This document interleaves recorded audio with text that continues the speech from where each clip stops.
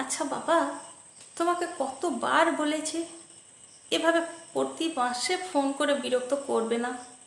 আমাদের তো কেরিয়ার আছে নাকি? এবার তো দেখছি ফোন নাম্বারটাকেই বদলে দিতে হয়। ছেলের কথা ভাবতে ভাবতে কখন যে বাবা অতীশবাবুর চোখ থেকে জল গড়িয়ে পড়েছে। আজ 5 মাসেরও বেশি ওদিক থেকে কোনো ফোন কল আসেনি। সারাটা দিন কাটে ফোনের আশায়, কিন্তু রাত্রি হলেই মনটা হতাশ হয়ে পড়ে। মানুষ তৈরি করতে গিয়ে অমানুষ বানিয়ে ফেলেছে ছেলেটাকে। মনে পড়ে বন্ধু রতনকে কত তাচ্ছিল্য করে বলেছে, তোর ছেলে কি আমার অহিনের মতো? তোর ছেলে বড্ড সাদামাটা, বড্ড সাধারণ।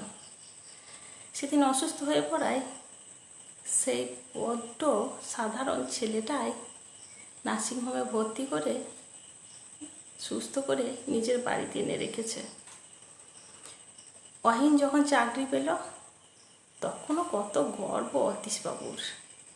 বলেছিলেন, চাইলেই কি আর ছেলে মানুষ হয় রে রতন, ব্রেন থাকতে হয়।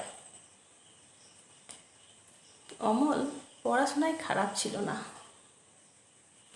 রতনবাবু বলতে চেয়েছিলেন, চাকরি দিয়ে কারো প্রকৃত বিচার হয় না, কিন্তু তিনি বলেননি।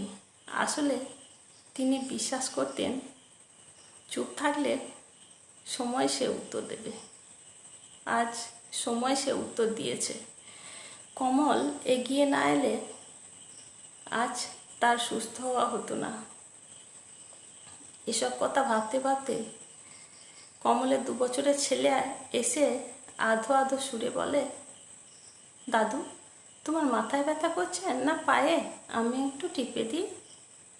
সঙ্গে সঙ্গে রতনবাবুর বৌমা এসে বলে, দাদুর পায়ে ব্যথা করছে, তুমি দাদুর পা দুটো টিপে দাও। তারপর শ্বশুরমশাইকে উদ্দেশ্য করে বলে, বাবা, আপনি আপনার ছেলের সঙ্গে শুয়ে পড়বেন, আমি কাকাবাবুর এখানে মেঝেতে মাদুর পেতে শুয়ে পড়ব। কখন কি দরকার হয় কাকাবাবুর। আর কাকাবাবু, আপনিও বিছানা থেকে নামতে যাবেন না, যা দরকার হবে আমাকে বলবেন। অতীন্দ্রবাবু কিছু বলতে গিয়েও বলতে পারছেন না। গলার মধ্যে দলা পাকিয়ে আছে কিছু একটা যন্ত্রণা। সেটা কি অপরাধবোধ, আত্মগ্লানি, নাকি কৃতজ্ঞতা, নাকি সব কিছু মিলে মিশে এমন একটা পরিস্থিতি যাতে নরকের কীটের থেকেও নিজেকে হীন মনে হয়। পৃথিবীকে বলতে ইচ্ছে করে, ধরিত্রী, তুমি দ্বিধা হও, আমাকে তোমার বুকে স্থান দাও। গল্পের নাম কীটমন্যতা। ধন্যবাদ।